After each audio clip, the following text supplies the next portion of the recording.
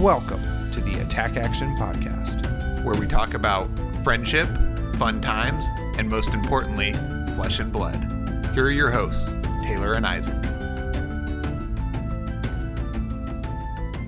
Hello, Attactioneers. It's Taylor Morrow, one of the hosts of the Attack Action Podcast. I am here with the other host of the Attack Action Podcast, Isaac. What is up? Dude, I'm psyched for our in-depth Dynasty deep dive. We will be spending approximately 25 minutes per card with our analysis. So buckle up. It's going to be... No, I'm just kidding. Yeah. Fresh and pod or... Nope. Sorry. Fresh buds. Fresh and buds. Fuck. Tommy Fresh. 5 hours. We're going for 10 hours. There we go. That joke hit. First try, nailed it. Yeah, totally. We'll just clean that up in post. to a perfectly crafted joke. Yeah, I've actually done that before. Like, Nice. One of us has fucked up a joke, and then like the other person like kind of laughs or talks over the punchline or something like that, and I like cut the other person out so it hits. So. Just so you know, you don't have to be perfect. I love you just the way you are. Thanks, man. I wonder how maybe I should start listening to our pods again.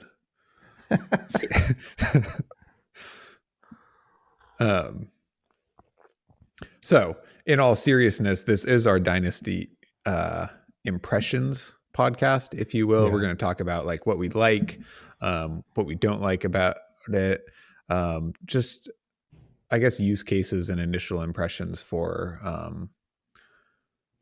I guess what we think about it and what we're going to try first, and all of our thoughts.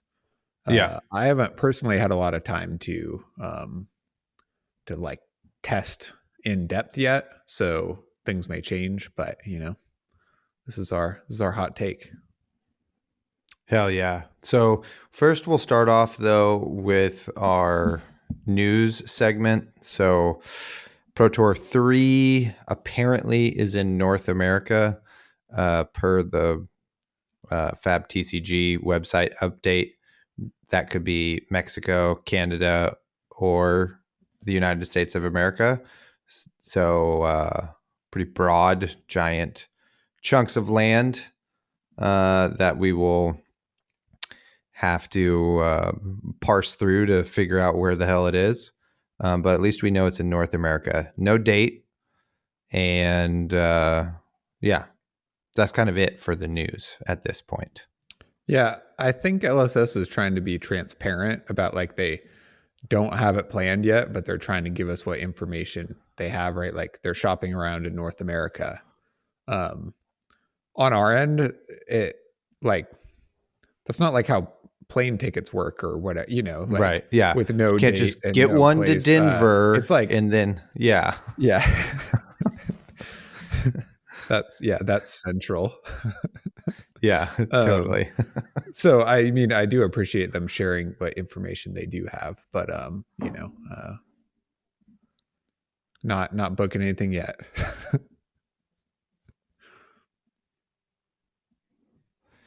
Yeah. So, and there's also, this isn't really news. These are just complaints, which is fine. But I would have hoped that we would have a kind of overarching OP announcement for the next year by now. Hopefully we get that in early December. And that we also get to like know not just the seasons of play, like PQs, skirmish, PQs, RTNs, or whatever, but that we also get like the callings and maybe the battle hardens, just kind of like the idea, broad strokes, And I would just love for them to tell us more information about that stuff along the way before the announcement. That would ease so much of my anxiety, and I think would be helpful for people to kind of look at the year on a macro level rather than like the announcement comes out and then we're just living in this micro little competitive climate or something, you know? So I don't know. Yeah, I Anyway. imagine like part of the perspective, right, is like for diehard TCG players, this is their primary thing, right? So if something's announced 2 or 3 months ahead of time, they book it, they're going, and it's fine. Like they'd like more heads up, but this is their top priority in life. For people like you or I who would love to go to a calling if there's one somewhere near the West Coast, or if, we're both free during the summer or something, Mm-hmm. and maybe need a bit more heads up because we're not, I guess, expecting to just, drop everything or book everything last minute and go for everything that's announced. I don't know what you call it, mid-level player or whatever Yeah. for B us. It would tier. really, Yeah. yeah, really help out. Yeah, totally. But, it's okay until it's too late. So we'll have to wait and see. Let's move on to shout outs. Do you have any shout outs, Isaac? Just me? Nope, you're doing a great job, Taylor. Thanks. How did you know I was going to shout you out? Oh, nice. Thanks, dude. I really Yeah, appreciate that. keep it up. Okay, I will. Awesome. My shout out goes to Michael Hamilton for plugging the podcast on the T Street TC Team Covenant live stream the other day. That was super awesome. Glad you listened, Michael. Let us know if you want to come on anytime. We'll have Michael's Corner where you just come on and talk about whatever you want because you're Michael Hamilton. So that'd be fun. Little Mikey's Corner. Steven and Zach tried to like freaking talk over Michael Hamilton as he was plugging our podcast. Maybe the Covenant guys are starting a rivalry with us. I don't know. And I don't think it's happening, but I just want us to be prepared if it is happening. Whoa, that's a hot take. Well, if we're just playing a strictly numbers game, they're in trouble. I'll tell you what. Yeah, because I think we're both taller and faster than both of them. So we're winning that numbers game for sure. And numbers can be anything that we want it to be. So Wait, a selective numbers game. Yeah, wherever our numbers are most advantageous is where we will meet on the battlefield. Yep. And Anyway, I feel like we don't often, like, I will not shout out like Michael Hamilton for winning worlds or, Tarek for winning Canadian. You know what I mean? Because I just assume like they're doing a great job and I'm sure they got enough high fives to like tide them over for the next century. Right. Yeah. But they both only run on high fives. Yeah, Known fact about great flesh and blood players. I'm just saying, I'm not trying to be like snooty or just not acknowledge their achievement. It's just like, they all did great. So definitely shout out to Michael Hamilton and everybody else who has put in the work and won major tournaments this year. Yeah, shout out to everybody, past, present, and future, who did well. Yeah, I'm just making up for all past omissions. I'm pretty sure it's done, so no complaints. It's okay. You don't need to feel self-conscious, All right. Just because Michael Hamilton's like super nice and likes cats, it's fine. It's totally fine.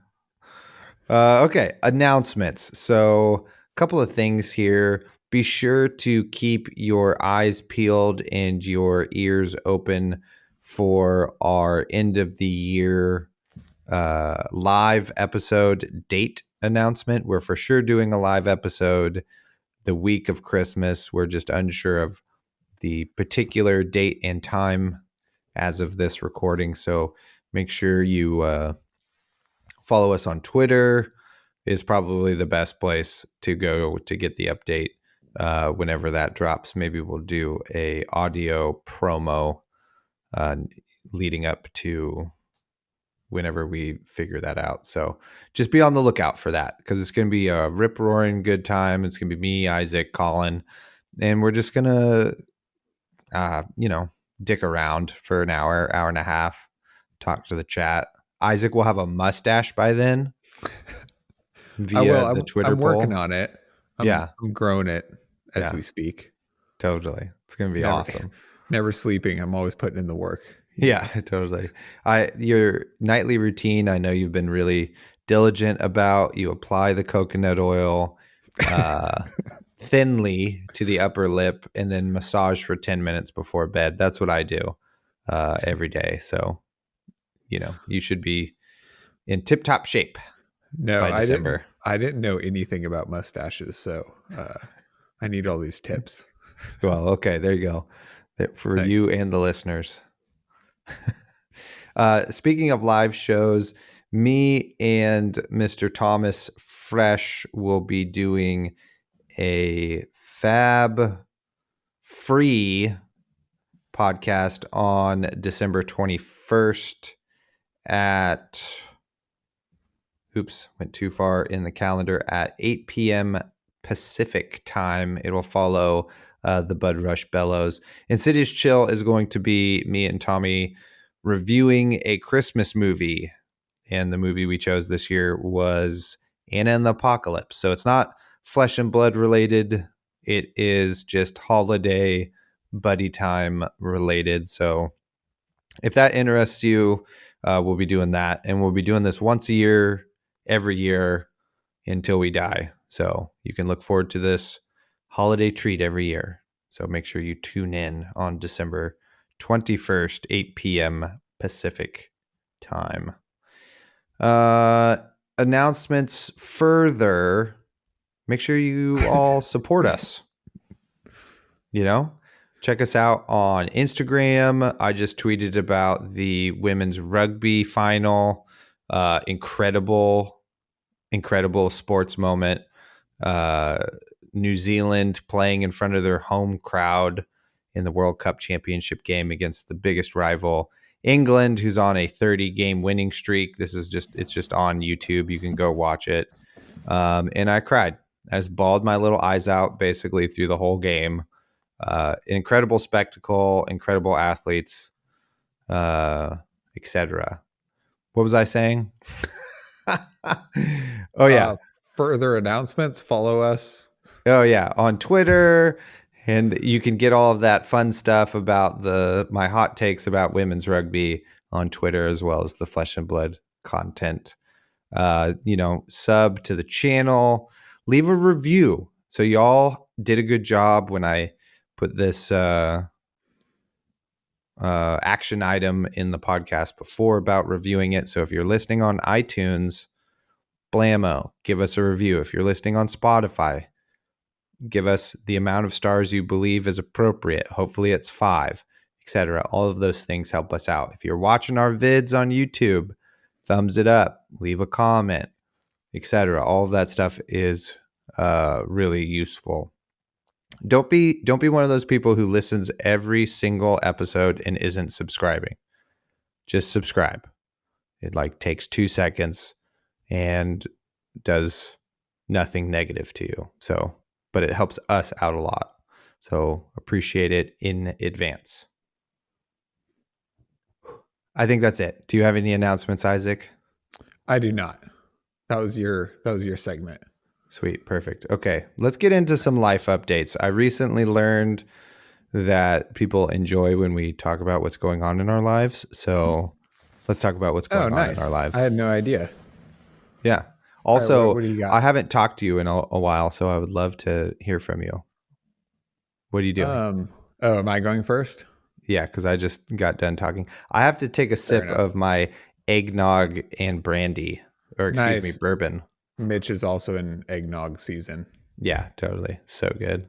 He showed up November 1st, I think, at my house to watch a movie or something, and was just eggnog season, and had a jug of eggnog. I think the first day it's in stores or whatever. So this is post Thanksgiving, so this is when I start my eggnog campaign. Nice. I had something I was thinking about today. This isn't really a life update, but since I just have the mic and can say whatever I want, I have I guess an introspective anecdote that kind of like harkens back to our competitive, being a competitive player episode. Um,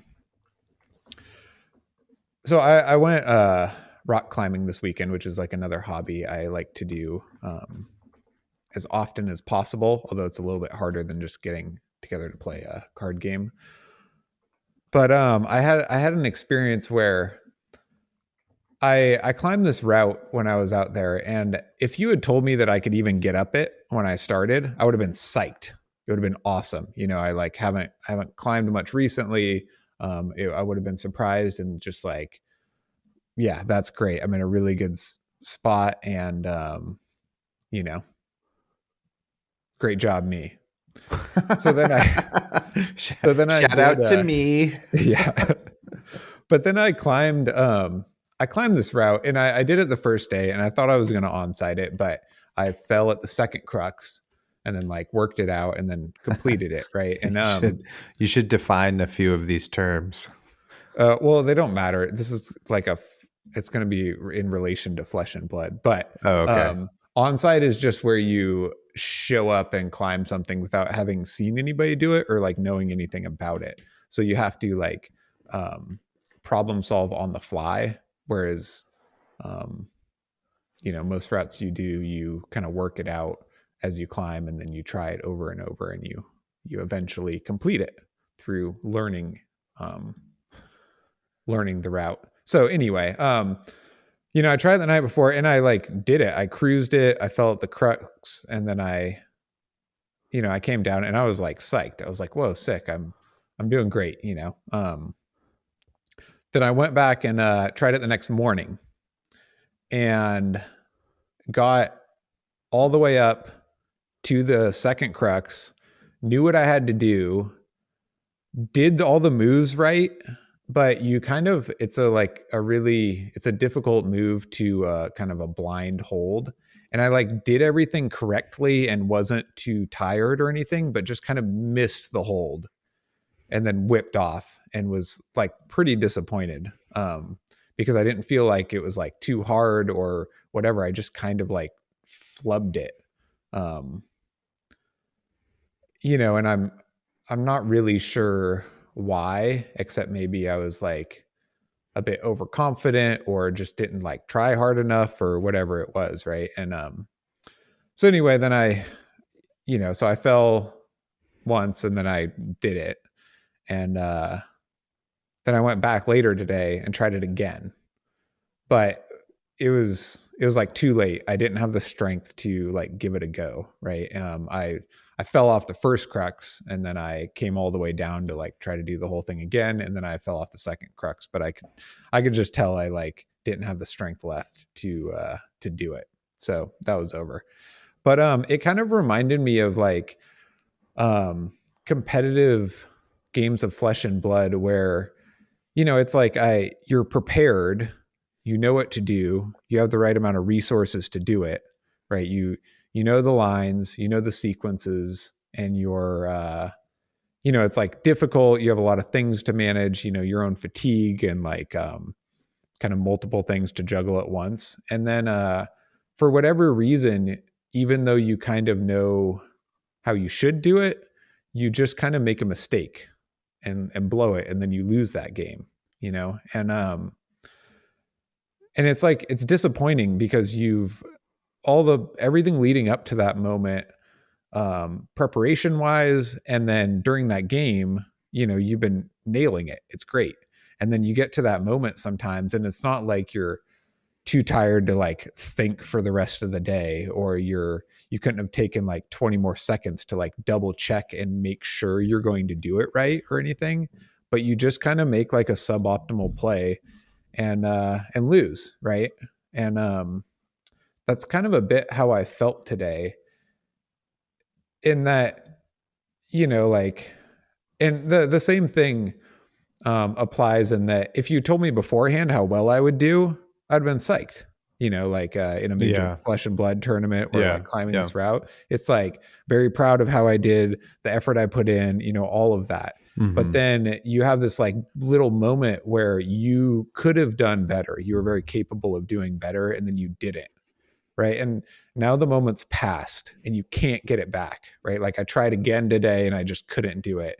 And when that round is done in a tournament, you're just done. Right. Like Yeah. there's no way. And I don't really know why that bothers me so much, but I think it's like I had to drive home today, so I had a bit of time to think about this and how it works in my brain. But it's like objectively, I'm like very satisfied and very proud of like what I did, how I performed, how I handled it, all of those things, right? But all of those feelings are like a little bit haunted by this kind of nagging, like, well, I should have just fucking done better. Like I could have and I should have. Mm-hmm. And like, why didn't I, And um, I think that's true in my life, in some life goals and like flesh and blood and climbing or whatever. There's like, um, never really 100% like contentment. It's always just kind of like, it's like, yeah, I mean, I am happy and I am content and satisfied and proud, but there's always just that like that other bit that kind of like haunts you a little bit, like, Yeah. well, I should have, I could have done better and I should have, and there's like no real reason except I kind of failed myself.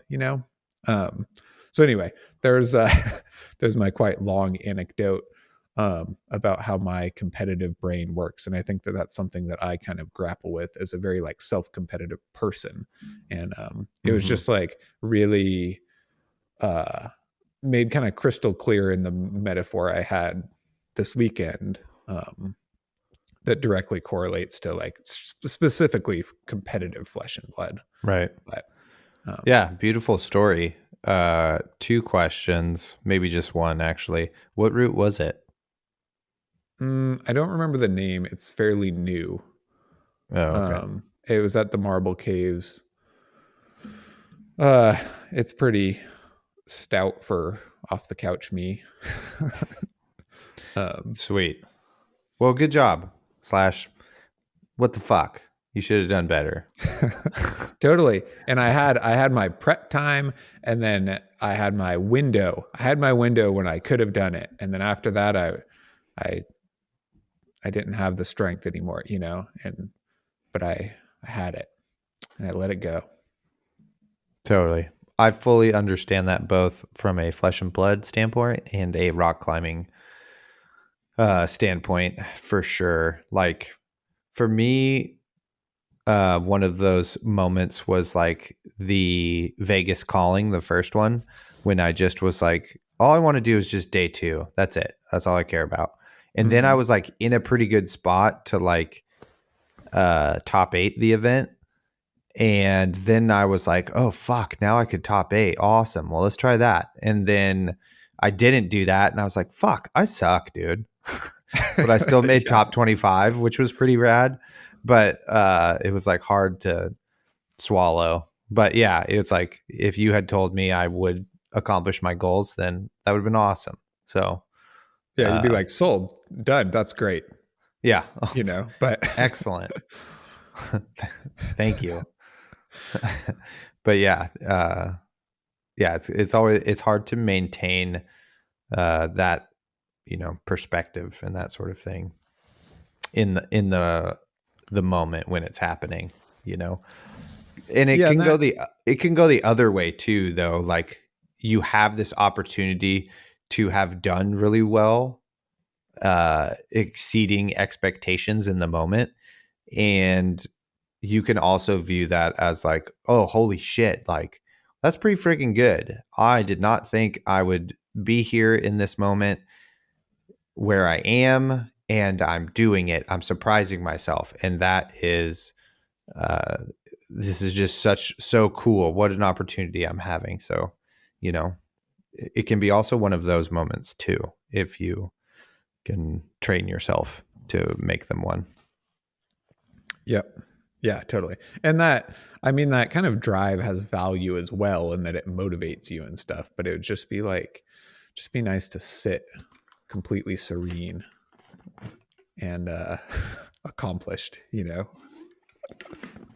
But I guess then Totally. life would be over. So there's, none Well, of I that. think you ascend. I think that's called a light enlightenment. Yeah, You you're just, done. yeah, you just ascend into a spiritual being that is just part of the universe now. Yeah. So, Uh, if only. man, God, I missed by like half an inch, and I just slapped blank rock and fell. To your death. Anyway, Yeah. um, how are you doing? So that's been my weekend and my little, uh, which I should or not preface, but say that this did not take away from my enjoyment of the weekend at all, right? Like I was like outside active doing something I love. It's beautiful. I'm like with my dog and my buddy, like 100% awesome, satisfying experience. It's just like Yep. that little like self-competitive drive that's just like there. Just out in the Anyway. wilderness, one tent, one cup between the both of you, one sleeping bag, just light and fast on top of a mountain together. Love it. Totally. That's how you send. Yeah, totally. Love it. So beautiful. Let's see. What's up with me? Well, we are in basketball season. So that's going on.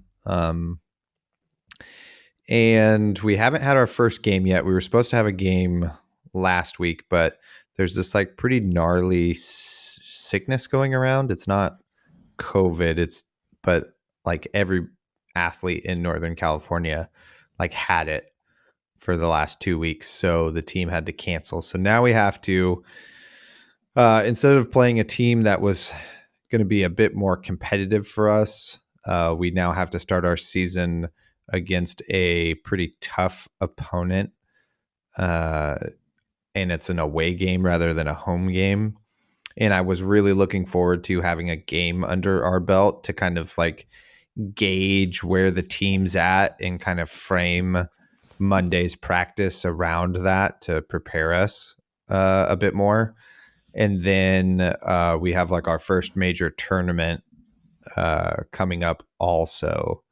And I was hoping to have 2 games under our belt and kind of have figured some stuff out. So now it kind of changes how I have to like coach the team and frame things for this first week, which is a little bit upsetting to me, but it's just a little bit of adversity that we're going to overcome. But the basketball team's looking pretty good. I have a very good group. I have like at my small school, I'm blessed with one of the best players in the county, period, which is really awesome. He's probably the best player one of the best players I would bet in this 5 counties that's around us, between here and Shasta County and Mendo and Siskiyous and stuff, which is pretty rad. I'm like very lucky. So I always have that like safety valve if things aren't going good. Just like get that kid the ball, get out of the way, you know. Uh, so that's pretty awesome. But I have this like group of kids who like all kind of fill a similar role, kind of, and I don't know who is going to perform better than the others, so I like don't know, after 3 minutes go by, like who do I sub in for, some sort of adjustment or something like that. So well, we're gonna have to figure that out, but I'm excited. It's a cool group, and yeah, it should be a really, really good season. I just need to play some games now. Nice. Did you get all your kids from football? Yeah, but then 2 of them went to Hawaii, and they're like 2 of my better players, so I'm like a little upset about that. Like permanently or just No, on vacation? just on vacation. They would have missed the first game and like 5 practices or Bummer. whatever. I mean, they did, but so that's upsetting. Yeah, small school problems when you only have enough kids like to play every sport. Like all of my kids basically play football, basketball, and baseball or soccer or something like that. So if the fall sports do really well, it like cuts into basketball season, like the preseason practices and stuff, and they're not available to practice. So it's challenging for sure to be able to figure out how to get everybody ready and on the same page so quickly and stuff. So, but I mean, As it's once it gets going, I'm fine. Yeah. But this is the hardest as part for me. as the athletic director of the school, did you manage to finagle any advantages for your team? We have a shit ton of home games, which is pretty sick. Nice. Well done. Yeah. And like last season, it was like we were playing 5 games like in a week, like back to back weeks. I was like, what is this schedule? This is brutal. And now it's just like everything's well spaced apart. Our opponents we got a lot of choice opponents. It's great. It's a very, very good schedule, and I'm very proud of it. Nice. So that's the advantage we have there. Anyway. So I'm stoked. I can't wait. Next pod, I'll just probably talk all basketball. Hopefully we win this tournament this weekend. I think we will. So you have that to look forward to. Nice. All right. Should we get into this episode? Yeah. What were we going to talk about? No, I'm just kidding. I'm ready.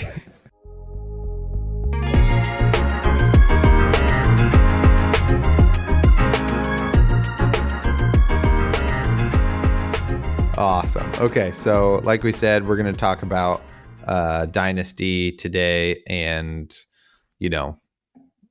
our initial takes or whatever. So what I wanted to start with was what's the overall vibe check of Dynasty? How are we liking this Dynasty vibe? I'm loving it. Nice. It's like, I don't know how to quantify it really. It's just like, it's very flashy maybe, or exciting, because they have a bunch of things like, Marvel Rock, or like Nitro Mechanoid, Yeah. or even like Merciless Battle Axe, which I don't think is great. But like flavor wise, I think is awesome.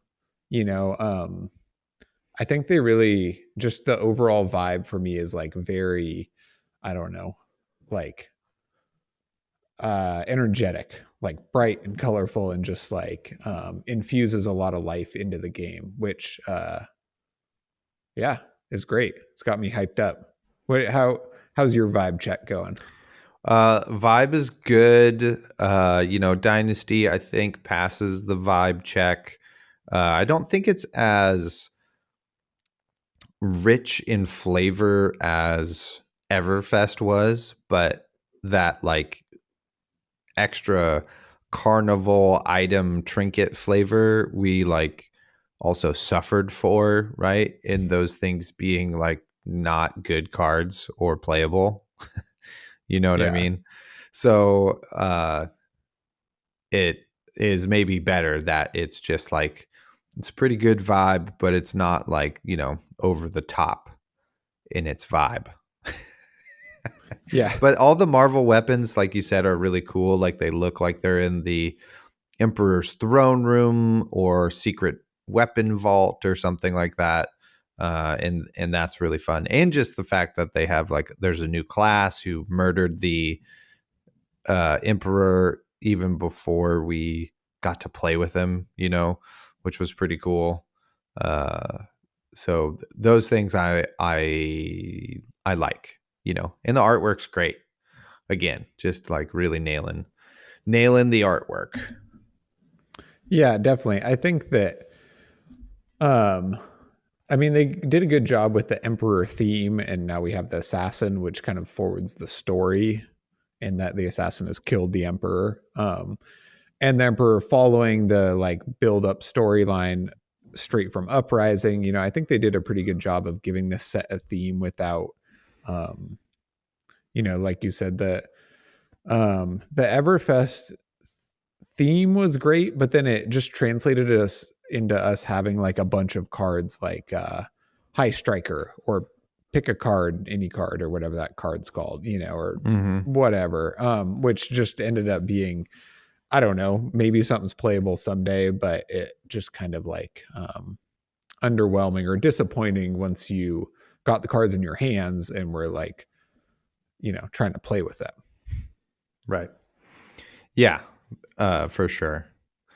So what do you think are kind of the biggest hits in the set? And you can interpret this however. Obviously, Marvel Emperor is the biggest hit. We know that, but we're not talking about opening packs. So how did you interpret that question? What are your big hits? I had a few cards I picked as hits. I also like selected um, some heroes I thought were real winners in this set. But just as far as hits, I'll start with Skullcrack. I think that's a really, really big hit because um, Reinar's added cost of discarding cards, which they've obviously really leaned into. Almost all the cards in this set rely on that. Has always been a bit too high of a added cost when you factor in, just the numbers of damage they're dealing and the fact that a lot of top tier decks don't want to block anyway. So I think that Skullcrack is a hit because it gives you an added benefit to discarding cards, right? Like, um, like Madcap Charger is one of these, right? It becomes 1 for 5, go again, block 3. Right. Massacre is like kind of the classic that gives you added bonuses for discarding that card. And so I think if they're going to lean into the discard ability, they need to print cards like this that, I don't know, have some cool ability or flavor or something that's not just like, well, it cost me 3 cards to do 7 damage. That's not great, you know? Um, so I don't know how functional they are yet, but I think that cards like this and the cards they printed are like pretty great. What about you? You Nice. got a hit for me, or you want to talk about Skullcrack at all? Well, I just would agree that I think Brute is one of the hits here in this set in terms of like everything, right? Like, rock from every card, rock all the way down to, uh, rumble grunting. You know what I mean? Like, Mm-hmm. I think all of those cards are good, viable, interesting, great art, you know, beaten trackers, just dope art. And for all you like, guys who like them piggies out there, you're getting some of that. I really like the art on. I know I'm just talking about art because I'm looking at the cards, but Blessing of Savagery is sick. Like Yeah. it's evocative. You know what I mean? Like, oh, they have rituals, and this is one of them. What's going on? I guess he's getting Mm-hmm. blessed with savagery, or whatever. So yeah, I really liked Brute. For me, one of the big hits is obviously Dash got a ton of upgrades, or not upgrades, but just a lot of really good cards and cool stuff. Like, it's also like every card seems awesome, Rainbow Hyperdrivers. I even like Urgent Delivery Jumpstart, Crankshaft.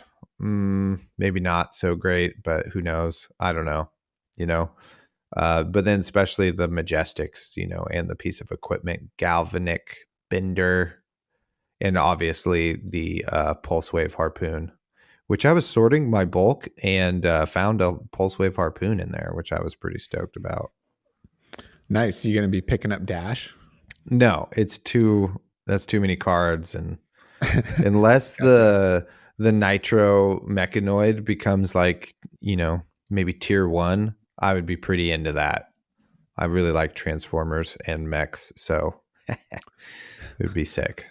I don't know how viable that is, but I didn't realize how like ridiculously easy it is to get out your um shoot, what's it Hyperdrivers? called? No, your nitromechanoid. Just because of rainbow hyperdrivers and you can start the game with one of them, right? Yeah.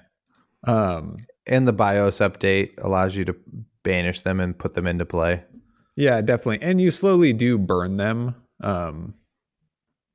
as the game goes on, but you can always just play out more. And what I didn't realize, I just assumed this, but nitromechanoid is not legendary. Right. So you can run 3 of them and it blocks for 3. Yep. So the odds of you being able to play out 1 of 9 or 2 of 9 hyperdrivers and 2 of 8 hyperdrivers and a nitromechanoid is like actually pretty great. Yeah. Yeah, like, yeah, exactly. Yeah.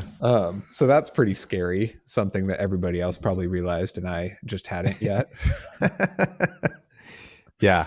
I mean, it's such a sick card to have double-sided Marvel cold foil. Like, Mm-hmm. I wish I had pulled one. I just want one Yeah. for the collection, Not really Yeah. because I'm going to play Dash. But yeah, Dash, big hit.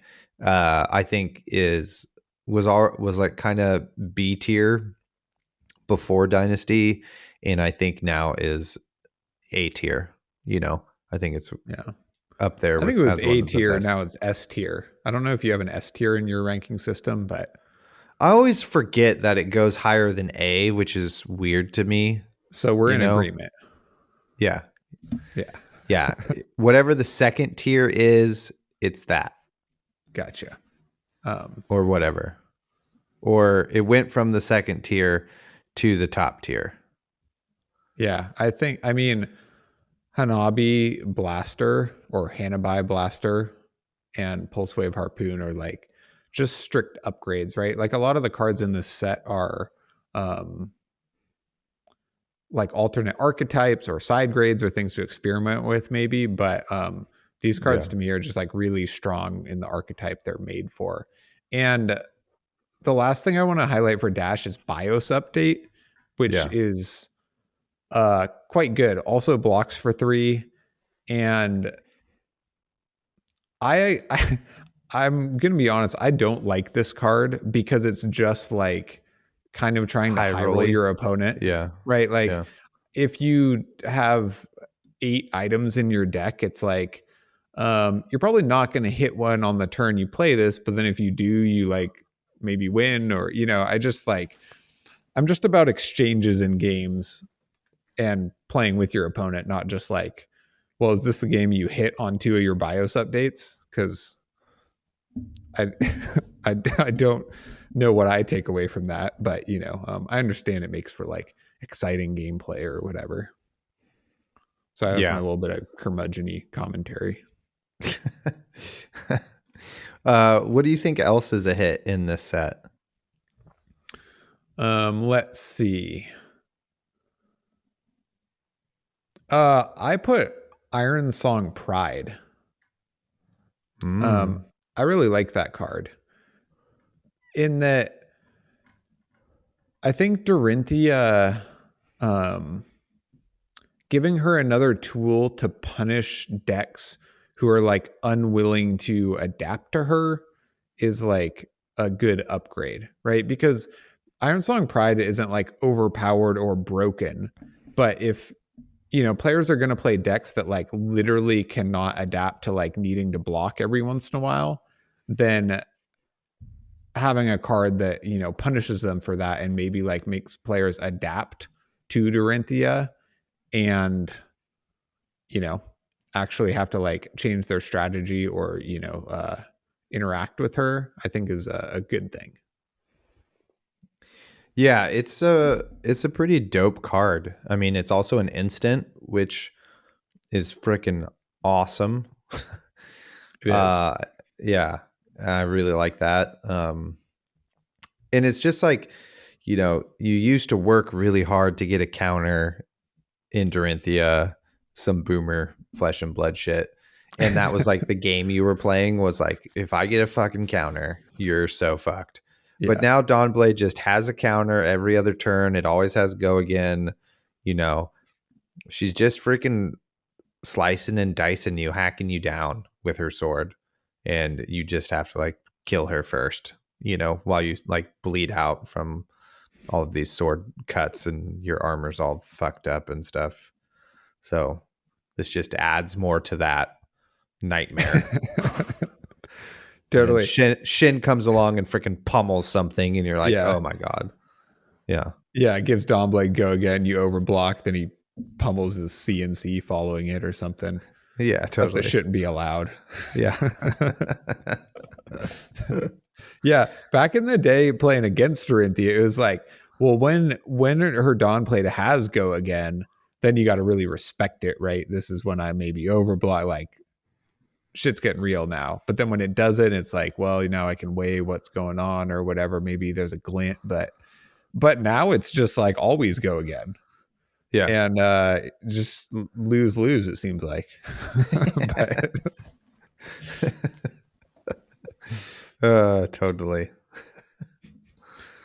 anyway, on that note, what's your next hit? I think Kano is a big winner out of this. Not really Icelander, although I think there is something to maybe explore with Icelander, like a separate archetype, but I don't know if that archetype is actually going to be better than the one we have right now. Um, but yeah, Wizard just like got a bunch of cards that make the deck like more resilient or flexible, um, or just like better, raises the floor, right? You know, like Swell Tidings is, you know, awesome because now it's your sixth copies of Voltic Bolt in the deck, and now we just have cards that have like hit effects that are relevant or not. You know, it's to be seen. But the fact that these cards now all kind of can do a thing if you let them, uh, it is totally relevant. You know, and it seems like too that there might be a new archetype emerging, right, for Wizard, maybe a little bit, one that plays a little bit more on its turn, like playing regular fresh flesh and blood, and then like Storm Striders you to win the game or something like that, you know, uh, which is cool, you know, or it's just kind of a hybrid of both, like KOing a little bit less, but if you have the window to do it, you're doing it, and your spells are all really easy to cast or something. Or you're just like value Kano. I guess this is kind of the same thing because now you have so many 0 for 3s and 1 for 4s and stuff, you know, that it makes it really easy to like Waning Moon Kano, just always hitting them, getting a lot of value in, and then making it so your opponent has to like pitch cards on your turn so that then you can Kano them when it's their turn, you know, kind of like what Icelander kind of does, you know, but with spells and a little bit more combo-y because you still have like Wildfire, you still have access to, you know. So Mm-hmm. it's cool. Kano is a really cool deck right now, I think. Yeah, I really like what they did with like Aether Quickening or Mind Mm-hmm. Warp, right? Are like really powerful, but not overly powered, right? Like, so in order to get like the Mind Warp Surge effect, you have to pitch a card to Crucible and then play Mind Warp. So you like weirdly have two floating, or, you know, it's like a 2 card hand to do 3. But if your Mm-hmm. opponent doesn't block it, it strips a card out of their hand, which is, and shuffles their deck, which is pretty wild. And Yeah. like Aether Quickening is just a Scalding Rain. Um, but if you do threaten the go again and you have taken more damage to hold a card that you can then play after the go again, if you get it, like incentivizes your opponent to block some of that arcane from Aether Quickening. And, you know, without it being like busted or overly powerful, it just like uh make some more interaction, like different ways for you to kind of like attack their hand, because if you're playing Aether Quickening for 5, holding 1 card, then it demands they give you at least 1 card, and then you Yeah. can like arsenal what you held, or you can play it if they let it hit and like further punish them.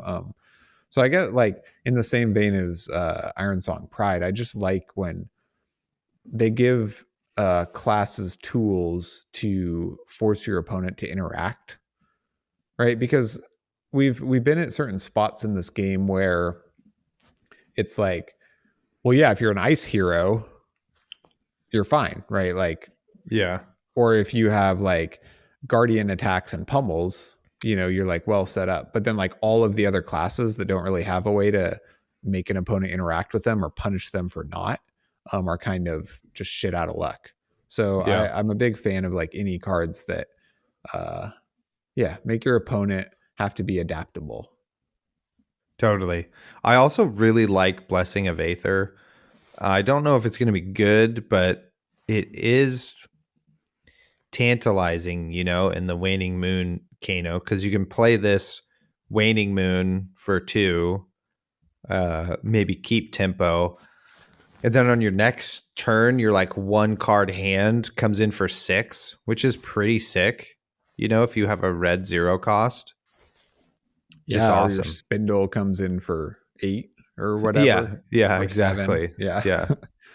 Yeah. Yeah, I really like this card. Like you can play it in Waning Moon Kano or against like Guardians or something. You can sideboard these 3 in with Waning Moon. You know what I Yeah. mean? Like, because then it gets a lot more value.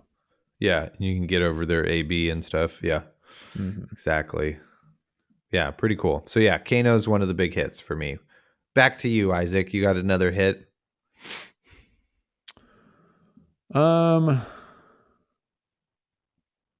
Let's see. I think I kind of blew through all my hits already. Well, that's fine. We can move on to misses if you want. I just thought you might have one more. Yeah, sure. I mean, let's talk about, I do think that, so I rank like I agree with you. Dash is a hit, right? I think Kano's a hit. More tools, better cards. I do think that Azalea is a big hit in this set. It remains to be seen how competitive she'll be or like playable she'll be. So I kind of hesitate to just say like it's an auto hit, but she got a lot of cards that she needed, and a lot of maybe a new play style in the Sandscour Great Bow. So Azalea has a very diehard following and a lot of people that love that character. So I was actually very happy from what she got in Everfest, and I'm like very happy to see what she got now. Now it finally feels like she has like a bunch of cards for her that you can like deck build with. You no longer have to just like fill in the blanks with like this shitty arrow or this like generic because it's the best thing around. It's like now you have like options to get creative and build her well. So I guess that's my last hit, Azalea. Well, now you got me on the Azalea tangent because I've been playing actually a lot of Azalea. I have just transitioned after our 2-year anniversary, or in our 2nd year, into you. Basically, you're playing like cool meta decks and winning and stuff, and I'm just flubbing around playing heroes I love and weird shit. It's just part of my evolution. How is it? It's kind of weird, huh? Sandscour Great Bow, it feels like there's something there. Like it's pretty rad. Like I think initially I wasn't playing it great. Just the card is a little confusing and that sort of thing. So like initially I was playing it like, oh sweet, I want to get aim counters here. Nice, cheers. Edit that out. But then it would be like I get an aim counter, but it's not dominated, so that's not great. But then if it's just in my arsenal, put in face up off an Azalea activation, then it gets dominate and an aim counter. So then it was like, oh, okay. So then the play pattern is like you can cross wrap to opt one. Great. Not the arrow you want. Send it down. Then you can sand scour to basically opt one again. And then if it's an arrow you want, any arrow, because it could be like, remorseless or, drill shot or whatever, then you just like don't load an arrow from the top of your deck. You do it from hand or whatever. That doesn't get a name counter, and then you Azalea it in, and then it gets a name counter, and it has dominate, and now you're freaking off to the races, which feels really good. And you can like just hammer down the damage really fast because I'm finding you dominate like really regularly, like basically almost every turn. Which is pretty Nice. sweet. So you're like pushing the aim counter hit effects on stuff like drill shot has been an overperformer for me. Just taking away their armor for late game has been pretty sick. Like even just if it's their tunic, like that's so huge that like at the end of the game they just get no value out of that. You know what I mean? Mhm. So that has been awesome. And am enjoying all of the new arrows. Even long shot has been kind of cool because it's uh, like red long shot plus seek and destroy comes in for 8 dominate, the classic, for no resources, and you like need very few resources to make this happen. I Well, it wonder. costs one resource to load the bow. Right. But it's like, you don't have to pitch a blue every turn. You know what I Right. mean? Right. You Yeah. can like, because you have access to a fifth or sometimes a sixth card because of the top of your deck, when you draw all reds, it's like not the end of the world Mhm. because you have access to so many extra cards, you know? And I'm wondering like, I guess Azalea's ability still doesn't work with New Horizon, right? But does Sand Scour Great Bow work with New Horizon? You know? You just don't have go again to Yeah. like capitalize on a double arsenal. I think the benefit is if you like Azalea something in you don't want, or you know what I mean, like a defense reaction or something you can't use this turn, like knock the death whistle or like whatever. Um, then you can just like fire around it, right? Mm-hmm. I think is kind of the new horizon benefit for Azalea. Um, Right. but I think Skullbone Crosswrap is probably still better, but I'm sure lots of people would disagree with me out there. But before we move forward, Taylor, I have the classic Azalea question for you. How many arrows are you running in your deck? Oh, I think I was running like, depending on the matchup, 33 to 36. Oh, nice. And then the rest are, I mean, it's just basically just like trying to figure out where the good stuff is, Mm-hmm. But I think I could run like a few less and have a few more like utility spots. Because you can see so many cards so quickly with Skullbone, Sand Scour, Pay the or Glide Path, etc. That it's not hard to find arrows. You know what I Mm-hmm. mean? And then I think the thing I'm missing is just like, this is the next evolution I've realized is I was running a lot of the aim counter stuff, like drill shots and whatever the bore one is, and even long shot. But I think I could just kind of like, you have access now to quite a few just really good arrows and just run the best arrows. Because if I sand scour and see like remorseless on top, I don't have to put it in and feel like oh, well, it's not getting an aim counter, so it's useless. It's like, no, I got to see a really powerful card and then I can just Azalea it in. You know what I mean? And now it has dominate. So I think that's the next thing for me. But some of the cards are just not good. Like, what is it? Point the tip, terrible. Just terrible Yeah, card. I had an angry tweet about that. Yeah, that's like just classic ranger bullshit where the card has go again, but if you Azalea it in, you now don't have a target face up arrow in your arsenal, and so you can't play it until you Azalea it away again, which is pretty stupid. Mm-hmm. So not happy about that. But so there's Azalea time with Taylor. Nice. I'm loving it. I love the journey that you're going on. I hope to join you brewing Azalea. It would be great soon if you here. did, because you would like probably shortcut weeks off of my life, you know? So I would love to. I've hook just me been up. addicted to Kano lately, and I also have to like upgrade Dromai.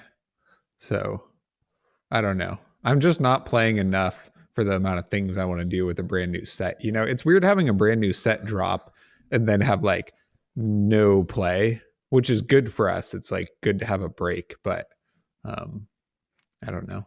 Just Well, leaves a lot of ideas brewing in my head.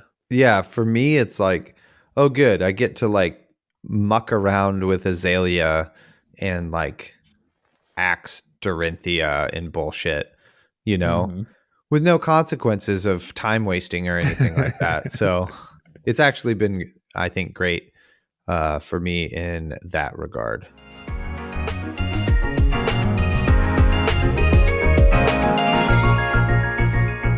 All right, let's talk about misses.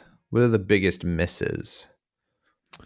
Um, so my first big miss, and this is probably the biggest hit in the set as far as flavor goes, and miss as far as functionality goes for me, and that is rock. I'm I love that card, but I'm just like disappointed in the numbers. Specifically because like all of these things you're trying to do with rock, right? Like Madcap Charger just enables club more easily and for not that Mm-hmm. much worse, right? So like if you're running a swing fist and Madcap Charger deck, right? Like you can play a blue Madcap Charger, discard a sixer, and then you're coming in for 5, go again, and then 5, 1 intimidate off 3 cards. So that's 3 cards, 1 intimidate for 10. Maybe at weird break points. Still just vanilla damage, but that's kind of we're kind of approaching the rate that you would like, right? Right. And that's a great play. So then having rock instead, where you can only do that on a tunic turn, or if you set up, you know what I mean? Or if I Right. guess if you discard Skullcrack, it's just like to me doesn't seem worth it. And maybe it just is a flavor card, and you know that's great, but it would be nice if it, I don't know, was just a little bit more powerful. I feel you. I Yeah. totally understand that. Yeah. For me, one of my biggest misses is just illusionist. You know, we just have illusionist cards, and they're really only playable in Blitz, which I understand the, probably hit the printers before what's her face, Prism, like Living Legend and that sort of thing, Uh, so Mm-hmm. just kind of a miss there. Like I don't have any of them committed to memory because I don't have to face them and I don't play illusionist. So even though it's a miss, it's like I don't think it's a knock on the set at all. I'm sure those cards will be useful, but I'm also just like ready for a non-talented illusionist, the one who's on like spears and some other cards, whoever that lady is with white hair. Yeah, that would be great. Yeah, that would be cool. I would like to see that. Yeah, I wasn't really sure if these illusionist cards are for Prism, or I think they're for a new illusionist in the future or something. Just with all of the Ward Spectral Shield play, it just seems a bit different than Prism. But yeah, I agree with you that, like, hindsight's 2020, but Mm-hmm. illusionists got like nothing this set, right? The only one left, Dromai, got like very little. And there's like a whole bunch of cool cards here that I actually ordered, but that just feel like they're for some future illusionist in some future set. Um, which is, I mean, it's fair to call that a miss, right? In a set you're buying now, to have a whole bunch of unplayable cards. Yeah, like I opened 2 tomes of AO and I just gave them to you, Yeah. something like that. Mm-hmm. Um. So my next miss is Guardian stuff. Yep. It's just like, Period. I mean, so granted, it's like something a little different in that it's more of a defensive archetype instead of just like more Thunderquakes or whatever. Yeah. But it's just so one dimensional, and so, like, right, it's like only a bunch of hyper defensive cards, and mostly like large defense reaction cards, and it just, like, I don't think is very interesting. Although the Shield Bash art is like hot fire. That's pretty good. Yeah, totally. I do. I appreciate the Guardian stuff in the fact that it is exploring a different. What am I trying to say here? Archetype or just design space, within the game. And so I appreciate it for that, but is basically, nothing you want to see if you're a Guardian player. There are a lot of Guardians in the game, so maybe one of them will utilize these tools maybe better. Maybe there's a sweet Valda deck, or maybe it's just like, all UPF Yoji stuff. I don't know. Oh yeah. But that's probably one of, I think, my overall misses with the supplemental sets is the, how do I say this? The like idea they give us that these things they've planted in this set are prepping us for later down the line, but then, like we got copper tokens in Crucible, and then,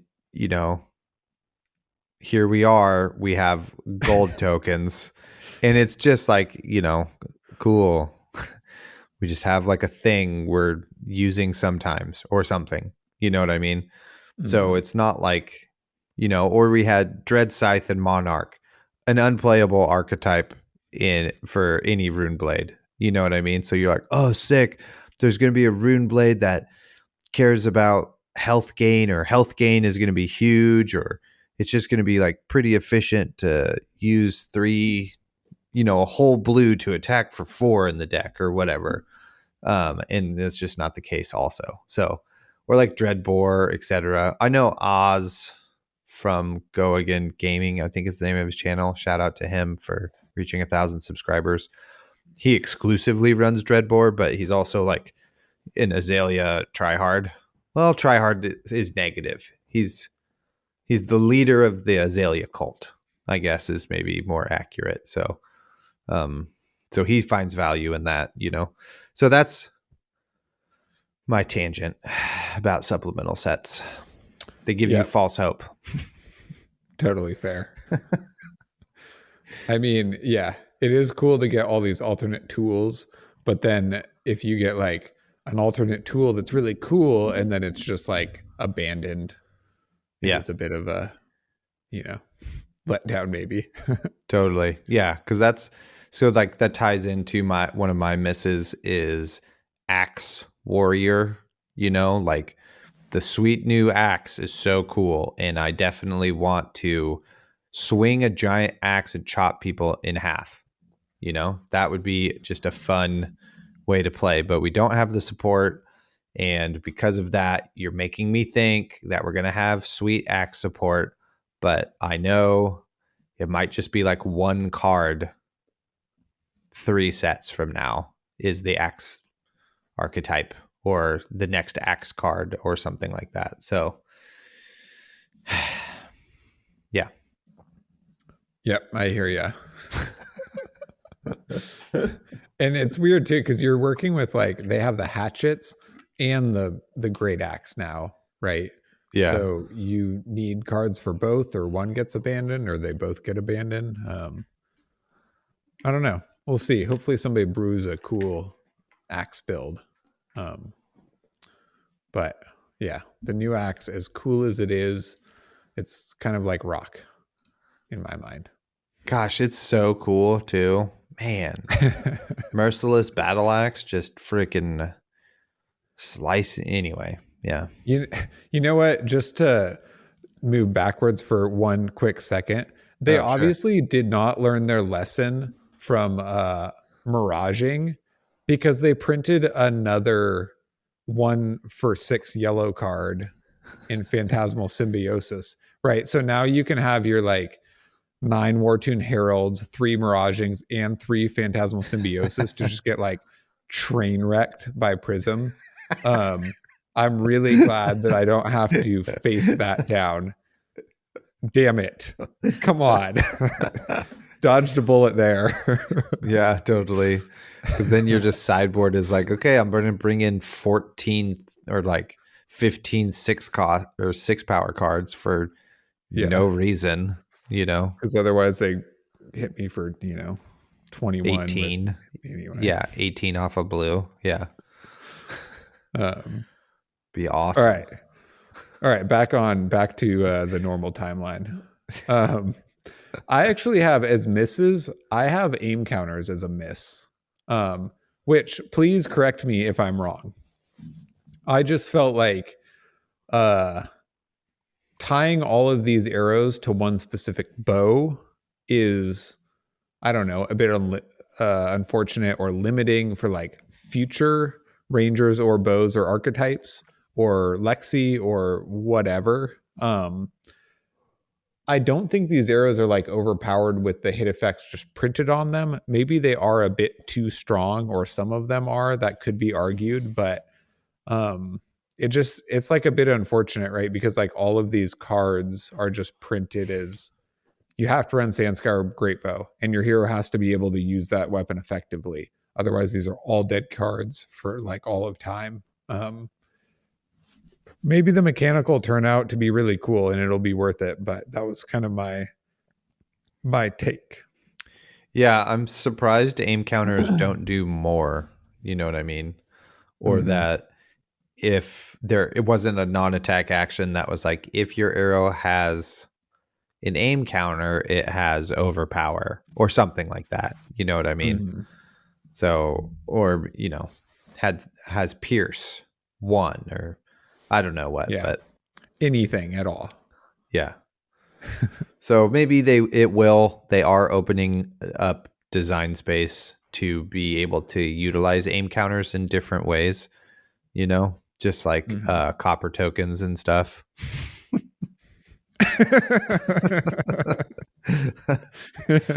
So flash forward 2 years to Taylor's rant about aim counters. What the fuck? And then they gave us, yeah, totally.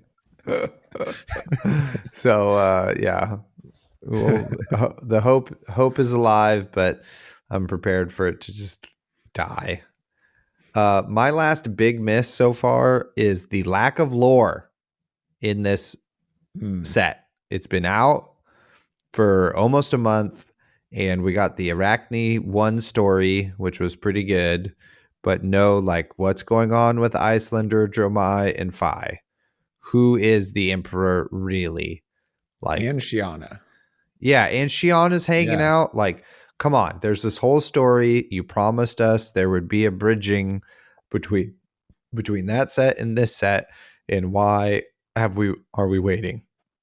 why isn't it out here when the set release? Because like I just love that shit and I love to nerd out about it, and it makes it so that then when stuff happens in the game, it can tie itself back to the lore, which makes it for a cooler moment. You know what I mean? Like, It is really cool to read about your hero.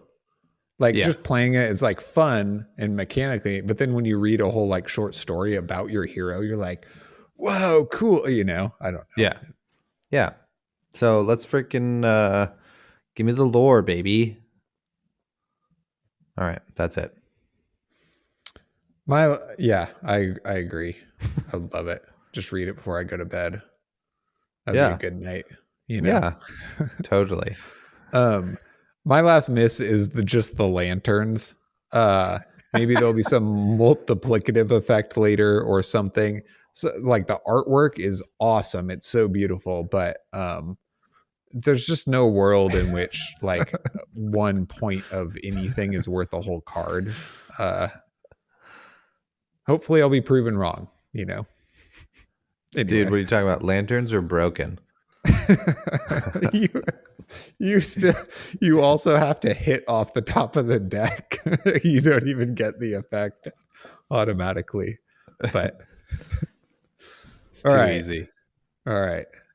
You're just obviously not good enough at Flesh and Blood to understand or hit 100% hit rate.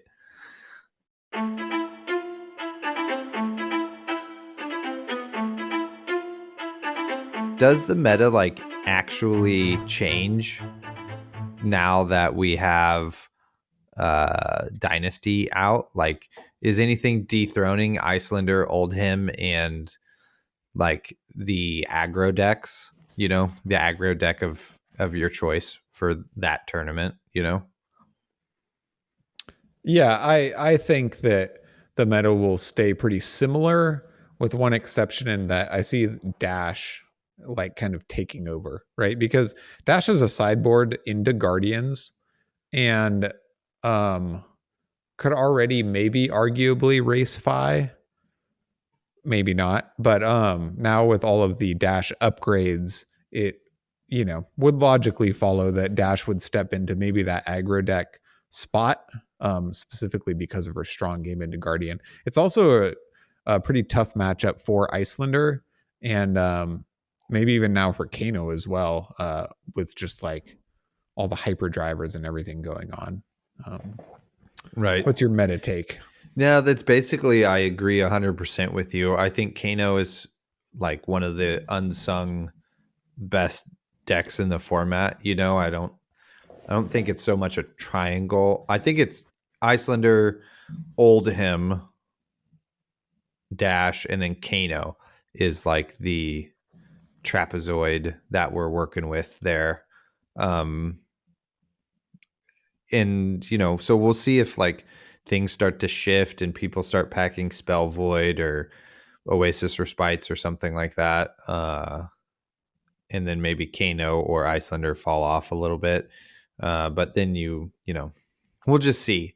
But I don't think it's going to change like too drastically, other than like, Dash obviously is going to be really good. And we kind of saw that in Philly, I think, like, Mm-hmm. but part of that too is like surprise factor. People don't know really what's happening and how to play against it and that sort of thing. So, just give it a little bit of time. So we'll see. Yeah, I agree with you. I was thinking about Kano though, in that I do think Kano is like fairly strong right now, but I Totally. actually think that Kano was strong pre-Dynasty. I don't Yeah. think that any of Agreed. these new cards like made the deck way more powerful. So I think Kano has a place in the meta. It's just like it always seems like a minority of players want to play that deck, probably because of the like non-linear play style and Yeah. kind of difficulty in playing it, especially like over a long day. So I mean, we'll see. Maybe with the upgrades, that deck will become more prevalent. But Yeah. like you said, LSS has also done you know their job in providing like specific Kano hate cards like Oasis for Spite, um, or even cards like Sand Cover or Irina's Prayer, or there's like very very specific anti tall arcane cards. So we'll see where that goes. Indeed, we will. So what? Let's talk about the assassin in the room, Arachne. I just checked behind me. He's not there. Safe. That you could see. Totally. Why don't you go for? I think you've played more Arachne than me. I would be interested in hearing your breakdown of him or her or they. Oh man, I was hoping we were going to get through a podcast without doing that, like every other podcast has done. But that's all right. Add it if it's on your bingo card. Dang, I blew it right out of the gates. Cheers to you. So I think Arachne is really cool. It's a really cool deck to play. It is also really interesting and unsure of where it fits into the meta, if at all, because it kind of requires you to really understand how to trade properly. Like if you have really good flesh and blood fundamentals, I think you can do pretty good with Arachne, because like your best turn is like Spider's Bite, use your Tunic to CNC. You know what I mean? So you like pitch a blue and then you deal 7 damage, but then it's like impossible to block that hit effect, kind of. So that's like pretty cool. But then the rest of the game is just like trying to make the best trades you can possible and get as much value out of the Black Tech Whisperers and the mask as possible. I've even played around with like not running the mask and having like something else that like maybe blocks for 3 in certain matchups, or that just allows like Crown of Providence is pretty good.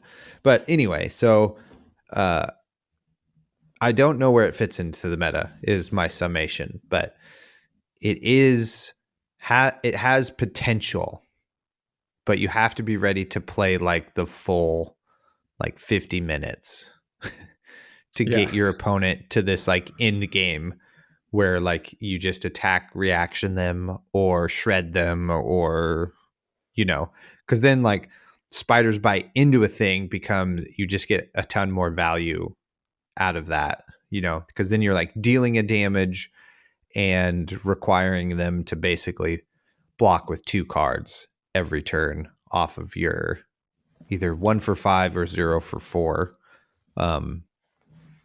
And you can just like continue to grind them out that way. Or if you have like full tempo, you're like Spider's Bite, you can Kodachi lock them kind of. So yeah, there's a very Dory-esque nature to the end of the game that kind of comes up where, because of shreds and cut the chase, I think it's called. Yeah, that's the other one. Yeah. Whereas if you're both down at like 7 life, all of a sudden you can just die instantly, so the game is not equal when you're playing against Arachne and you get too low. Yeah, totally. And plus you like wind up knowing what's in your opponent's deck. You know what I mean? Like when you're there to that few cards, they might have like, 12 cards left in deck that you have to keep track of. And it's like not that hard. So you don't have to worry about like getting blown out by a sneaky attack reaction, or they still have one of their big reds left or something like that. So you're like, feels pretty favored when it gets to the end of the game. But how that does against like Guardian is not great. You get friggin' walloped. So there's like the next, and maybe it's already happened, and I just haven't seen it yet, but it's like, what are the good generics that we can fit into the deck that help it in its weaker matchups for it to be more like well-rounded? I think at least that's where I'm at anyway. Yeah, I first off really love the flavor of Arachne because I quite dislike mill in other games, but I like that this. I really like how they incorporated mill, but it's like you're filtering your opponent's deck and attacking their deck, but that's like not always your win condition, right? You just Yeah. like have Yeah. some amount of manipulation and can like cut out key cards, but you're not just like turtling up and milling, right? Like all D reacts and playing a spell to mill 5 cards or so. That's like pretty lame to me personally for like play styles that I like. So I first off like really like how they tackled mill. And my initial experience with Arachne was I was playing Dromai or Kano into it. So I was like pretty unimpressed because that's a really good matchup for either Dromai or Kano.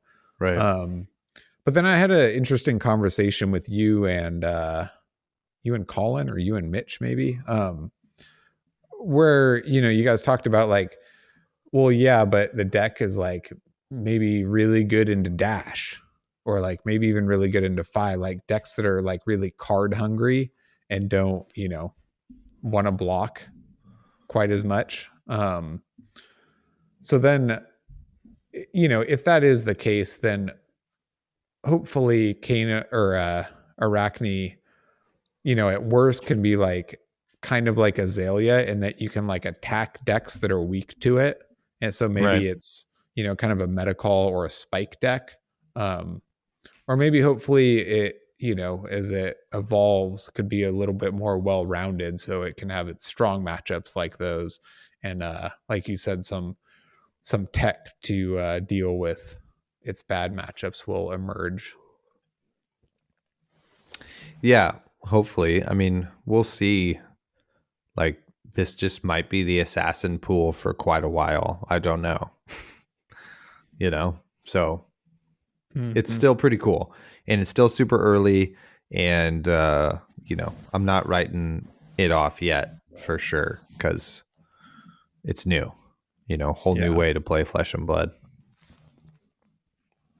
Well, and there's just a lot of cards to consider, right? Like, Razor Reflex, Command and Conquer, Sigil of Solace, Fate Foreseen, Sink Below. Um, there's like a lot of generics that can function really well, and because it's like a completely new play style, um, you know, I don't know. Anything's possible. Agreed.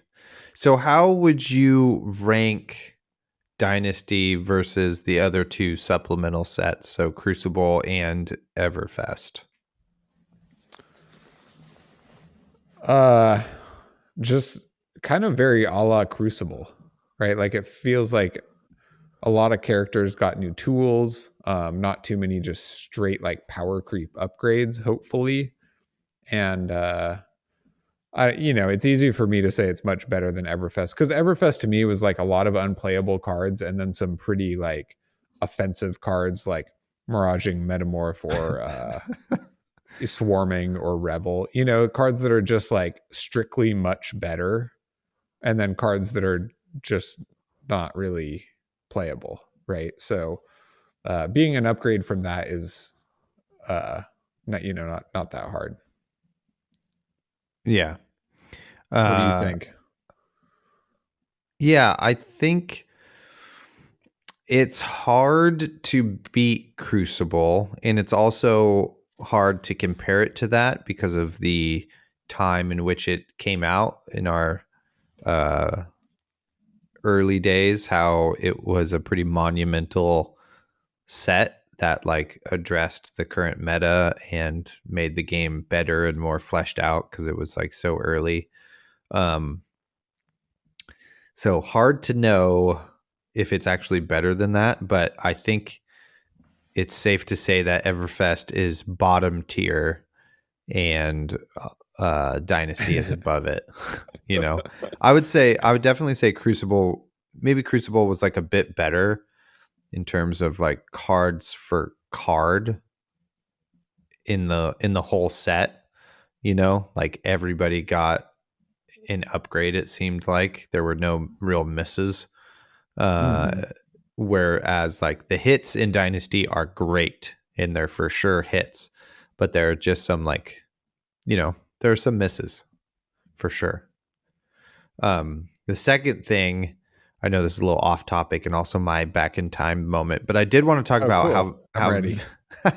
how Viscerai is I think in a really good spot. Here are my two good takes is that Mauve Sky's Shrill Rosetta is now Mauve Sky's uh, Deathly Duet, sometimes Shrill Rosetta. Like Sometimes. like I think that card is still just really good. That card's really good for basically a 2 for 6, you know, Mm-hmm. uh into, with that type of play pattern, so that fits in right away. And then it's obvious that there's like another like rune chant machine going on, but here's my hot take on Viscerai is that Cryptic Crossing is super dope, but is this set's Blossoming Spellblade is just Mm. like a card that you want to build around and you want to make it good, and it's freaking sweet, but it's going to be not viable to pull off, and so we won't play it. Yeah, like you really want to pummel it, but then pummel doesn't really fit very well into Viscerai. Yeah, I mean, you do Yeah. have a bunch of 2-costed attacks that you can just pummel everything, which I built this deck and it felt like it had some sauce to it, but it's hard. It's a whole new um, archetype just trying to pummel shit just for Cryptic Crossing, yeah, totally. I am glad you brought up Viscerai though, because he is my honorable mention for this set. Oh, Um, nice. I really like that there's a bunch of, well, first of all, we got like Blessing of the Occult, which is more rune chant generation for Right. that, future big archetype. But I really Yeah. like these cards like Aether Slash and Runic Reaping, um, which are 1-cost cards. I know Runic Reaping is a non-attack action, but I do like these 1-cost cards that along with Meet and Greet and these other 1-cost cards from the past will slide in once Briar and Rosetta Living Legend. So once you're back to Nebula Blade, which is like 2 for 5 damage on hit, it's very good. You can Yeah. still play like Mauve Skies, 1 for 4 on hit, create a rune chant, into Nebula Blade is still like a very powerful turn. So Mhm. I just like to see that the Viscerai got a few more tools to maybe just like be flexible or viable after, um, Rosetta Living Legends. Totally. Fair enough. I think, yeah, that's totally true. There are a lot of 1-cost attacks in Viscerai now. Yeah, Consuming Volition, great card. Yeah, Meet and Greet, etc. It's interesting. It's in a cool spot. Lumen Doom obviously is really cool, and we'll see now that all of these cards have like pseudo fusion, basically, right? Mm-hmm. Which maybe it's worse than fusion because you have to like pitch them both to make it happen. I don't know. So we'll see. But it's a bit more flexible, right? Because you're going to pitch something to play like, some of them. Some of them, like Deathly Duet, has 2 modes. So it's going to do one of those. Yeah. That's my point about that card is I think that's kind of the best card that instantly fits into a deck, Mm-hmm. So anyway, Dynasty is close second to Crucible and beats the pants off of Everfest. Is Agreed. the summation of that.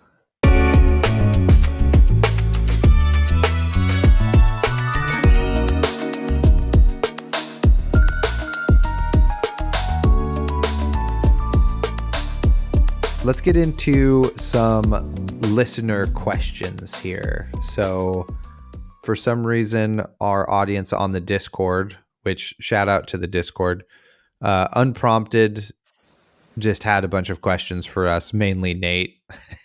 And we're going to read off all of those right now. So if you ever have a question for the podcast or whatever, just send us an email, the Attack Action Podcast at Gmail, or tweet at either me and Isaac, leave something on a YouTube, join the Patreon where we have a channel for listener questions. And don't forget about the podcast discussion channel, everybody. I'm happy to see that has being utilized more now post our episodes being uploaded. So that's awesome. So first question comes from Thor Mike. How has Dynasty shook up your class? Is the new archetype living up to your hype? Isaac? I don't know. I have a lot of classes now. So Dromai, I'm kind of excited to try things like Blessing of Spirits or Tome of Ao into certain matchups, but they just feel like cards that'll be good into like Guardian type archetypes, which you're already strong into. So to me, that's like, I mean, it's cool, but it's like, that's not where we needed a tool. And like the upgrades to Dromai are like a bit underwhelming. Crown of Dominion, maybe for when you go first, is pretty cool. I'm most excited about Kano. I've been playing a lot of Kano, and just these new tools that are available are very interesting. And yeah, have yet to delve into Azalea, so we'll see. It's been a long time since I played Rhinar and CC. I might be most excited about the tools that Rhinar got, because I don't know, they just kind of like warp his archetype the most, maybe, or maybe I just think it'll be the most fun to like build a deck around them.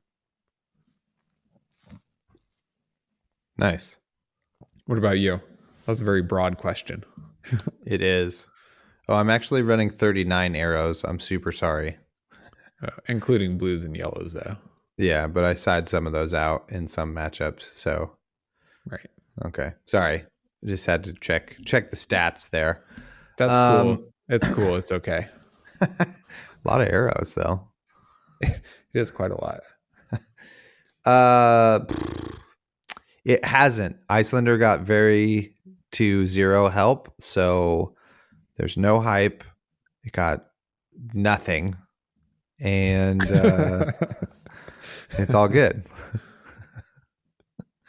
But I am excited to try out the Viserai stuff for sure, to see what the fuck's going on there. Maybe he can like move up a tier now. I don't know.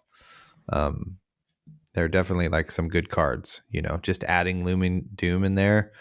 Blue that blocks for 3. Another strong blue in the deck. The backbone of Viserai. Love it. So, yeah, that's what I got. Okay. Next question. And these are all from Nate. Shout out to Nate. What a dude. Typo. Which hero got the most help from Dynasty, and which hero got passed up? Isaac. Dash got the most help, obviously. Boy, we didn't talk about Katsu at all. Right. I think that Guardian got passed up. Yeah. I'm going to agree with you 100% on that one, Isaac. Next question. How bad does it feel to open a case and not open a legendary? I'm going to change my answer. I think Dromai got passed up. Fair enough. So did Icelander. Icelander, and they're newer, so that's fair. Yeah. I did not open any cases. Taylor? I bet that feels bad, and I did open 2 legendaries out of 5 boxes. Yeah, so I am a fan of the randomization because I think everybody knows this, but when they used to have like one legendary per case for other games, certain stores or vendors would just like open packs until they found the one and then would sell the other ones as loose packs because they were guaranteed to not have another legendary. And that was like a real problem. Um, so I'm glad that LSS has randomization, just to like, forgo any of that. But granted, that does come with these kinks I think they're trying to iron out, right? Like they have the Marvel weapons that are chase cards. They have the Emperor. They have different legendaries. There's like different special cold foils, like cold foil burn them all, right? Or frost hex. But I think they're trying to figure out how to have the boxes be random and still have like everybody kind of have a hit or a feel good moment. And I think they're still working on that. Yeah, agreed. Sorry you didn't get any L's in a case, Nate. That sucks. Especially because he collects L's, Dang. which is funny. It's Well, like, maybe you who should move doesn't, on to bro? collecting W's. Nate Zing. Boom, got him. Speaking of Nate, he asks, will the Emperor be viable, or do you think the Emperor, Yoji, and Crown are all for PvE? I do not think the Emperor will be viable. And I know a lot of people really like brewing Shiana, right? And maybe she will someday be viable, but I don't personally like these legendaries that are like not viable, right? Because if I opened a case and all I pulled was an Emperor, I'd be like, meh, it like opening an L and having it be kind of a feel bad is like a bit unfortunate. But what do you Yeah, think? Have you played a game with the Emperor? no, I have not. I could care less about the Emperor, and I will build a Yoji deck if there's ever some planned like PvE, and we'll see about Crown, or if there's planned UPF for Yoji. Excuse me. And we'll see about Crown. It seems good enough to be played, but also not, because of the headpieces in the game are at a place where they're just really good and really, really important. So it's hard to play it over the other stuff that you have available. Yeah, I think Crown will be use case playable because I think having Yeah. the gold or having access to the gold or some of these royal cards, because all you're giving up is like one sink below trigger and two block in most decks. And then obviously decks like Ninja or Ranger cannot use the Crown. Right.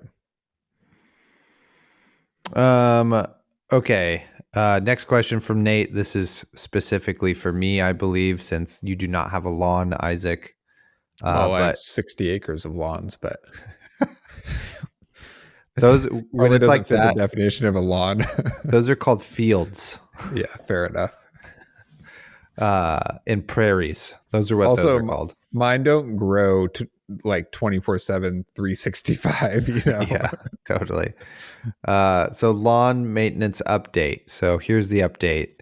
The mower is in the shed for the season, battery disconnected.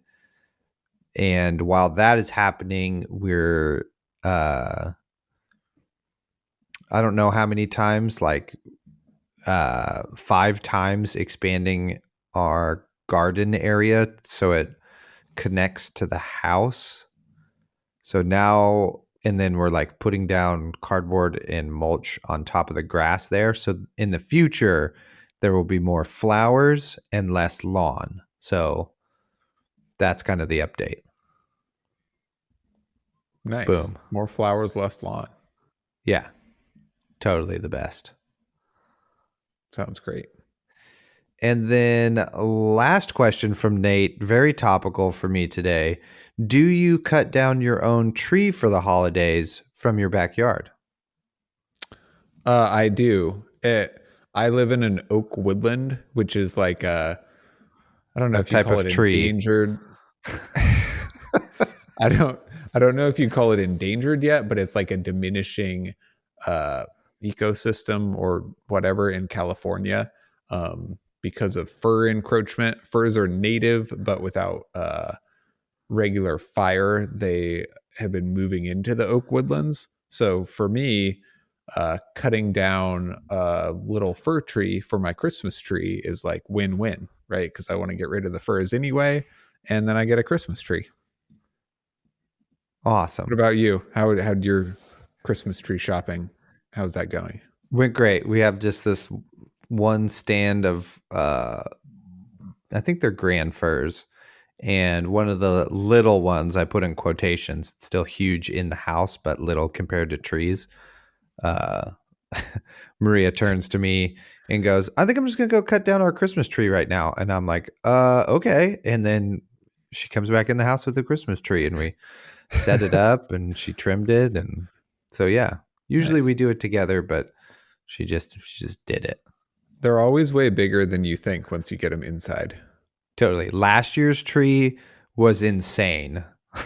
And I had to basically cut so much of it back to fit it in to the corner of the house where it needs to go. Also, second fun story about Christmas trees. When we first got our dog, Brunhilde, when she was a puppy, we got her just after Christmas, so our tree was still up. And she would, like, before she was really house trained, would be like, oh, great, the forest outside, and just walk under the Christmas tree and take a pee or a poop or something. And so there was like a week and a half where it was just like, she's headed for the Christmas tree, send her outside, but just funny to be like, yeah, this is where you bathroom. Yeah. This is I'm allowed outside. to here. Yeah. Just like also, like, yeah, that's a pretty good spot. Good idea, Hilda. So there you go. Those are the listener questions. Thank you for the listener questions. We always appreciate them. On to board game from the closet with Isaac. So here at the Attack Action Podcast, we like to play many games, not just card games, not just flesh and blood. And sometimes we like to share one of those board games with you. Today's board game from the closet is mine.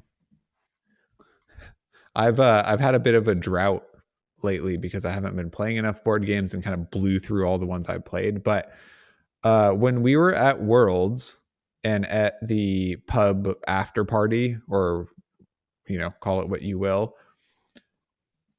Mitch went over somewhere and wrangled up a game called The Game of the Path, which is a board, I don't know what you call it, like a board building game, right? So you have a whole bunch of tiles and you each draw a hand of tiles and you take turns placing these tiles to then create the board. All the tiles have like different paths on them that shape different directions and interconnect differently. And the objective is to keep building a path for your piece that when you put a new tile on, well, then your piece will follow the path until it can't anymore. And you're trying to keep your piece on the board and have everybody else's piece run off the board eventually. And as you put more and more tiles on, it becomes impossible to like completely stay isolated or just like put a tile and have your piece move very briefly. All of a sudden you're like, oh no, I have to put this tile down. And then your piece runs across the board following this crazy, line and hopefully stops before it's flung into oblivion. I really like games like this because they're very easy to pick up, but offer like a lot of problem solving for your brain on the fly, so I enjoyed it very much. Thanks, Mitch, for teaching us a new game. Totally. And it's a metaphor for life, It is. It is. in awesome. So many ways. Well, thanks everybody for joining us on this episode. We really appreciate all of your support and your listenership. It's pretty incredible that we get to do this and people listen to us. So thank you from the bottom of our hearts. And we'll see you next episode live from the YouTubes. So make sure you're subscribed and keep a lookout for the updates on that. Isaac's going to have a mustache. I'm going to have a mustache. Colin's going to have a mustache. It's going to be a lot of mustache, and just be Maybe prepared too for much. it. You know, Maybe whatever. too much mustache. You can never have too much of a good thing, Isaac. Come on. Everybody knows that. All right. Well, thanks everybody, and we'll see you next time. Goodbye. Goodbye. Good night. Good morning. Thank you for listening. You can find us on YouTube, Facebook, and Instagram at the Attack Action Podcast. On Twitter, we are at BattleBroTaylor and at BattleBroIsaac. Shoot us an email, theattackactionpodcast@gmail.com. If you would like to support us, like and subscribe, shop for singles using our affiliate link, or support our Patreon for as little as $4 per month.